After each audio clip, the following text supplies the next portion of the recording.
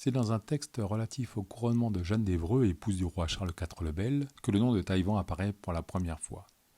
Le futur auteur du viandier y est cité parmi les enfants de cuisine. Nous sommes en 1326, Guillaume Tirel dit Taillevent est alors âgé d'une douzaine d'années. Rappelons que 2 ans plus tard, la reine Jeanne d'Évreux, après le décès de son époux le roi de France, devient dame de Brie. Elle aimait résider en son château et y mourut en 1371. Le jeune Taïwan connaît une ascension fulgurante. En 1346, à 34 ans, il est au service du roi Philippe VI de Valois en tant que queue de bouche du roi, le grade suprême. 3 années plus tard, le 13 janvier 1349, le roi de France Philippe VI se marie en secondes noces avec Blanche de Navarre, jeune nièce de Jeanne d'Évreux, en l'église Saint-Étienne de Brie-contre-Robert.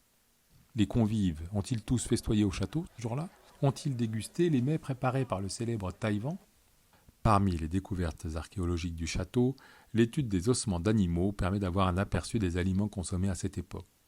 On a notamment mis au jour des arêtes de maquereau. Ce poisson a-t-il été cuisiné frais selon la recette de Taïwan?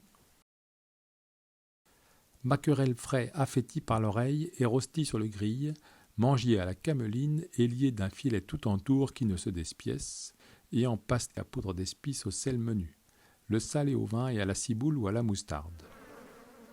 Taïwan décède en 1395 après avoir été cuisinier des rois de France successifs, de Philippe VI à Charles VI. Il nous laisse en témoignage de son talent Le Viandier, premier traité culinaire en langue française, qui a été copié puis imprimé de nombreuses fois. Taïwan, grand cuisinier du roi de France, est le premier cuisinier français célèbre.